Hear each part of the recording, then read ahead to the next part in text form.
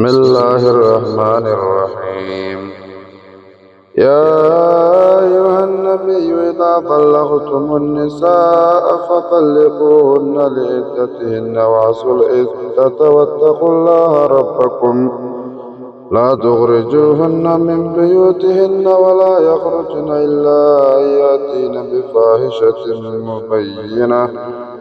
وتلك حدود الله ومن يتعد حدود الله فقد ظلم نفسه لا تدري لعل الله يحدث بعد ذلك أمرا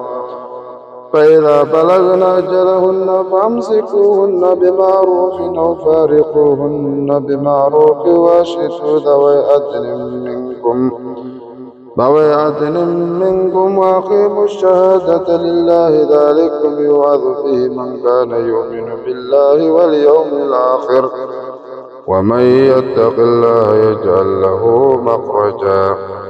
ويرزقه من حيث لا يحتسب ومن يتوكل على الله فهو حسبه إن الله بالغ أمره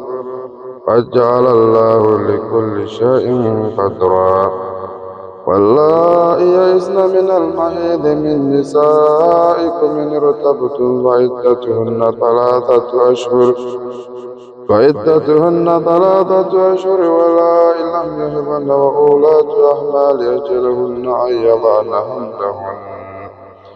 ومن يتق الله يجعل له من أمره يسرا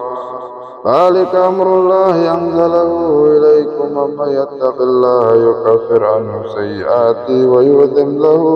أجرا أسكنوهن من حيث سكنتم من وجدكم ولا تضاروهن لتضيقوا عليهن وإن كن أولاة حمل فأنفقوا عليهن حتى يضعن حملهن فإن أرضعن لكم فآتوهن أجورهن وأتمروا بينكم بمعروف وإن تعاثرتم فسترضع له أخرى لينفق ذو سعة من ذاته ومن قدر عليه رزقه فلينفق مما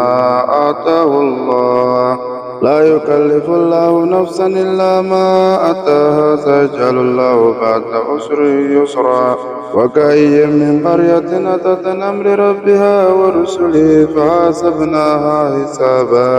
فحاسبناها حسابا شديدا وعذبناها عذابا نكرا فذاقت وبال أمرها وكان عاقبة أمرها خسرا أعد الله لهم عذابا شديدا فاتقوا الله يا أولي الألباب الذين آمنوا قد أنزل الله إليكم ذكرا رسولا يتلو عليكم آيات الله مبينات ليخرج الذين آمنوا وعملوا الصالحات من الظلمات إلى النور ومن يؤمن بالله ويعمل صالحا يدخله جنات تجري من تحتها الأنهار خالدين فيها أبدا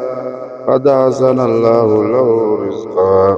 الله الذي خلق 7 سماوات ومن الأرض مثلهن يتنزل الأمر بينهن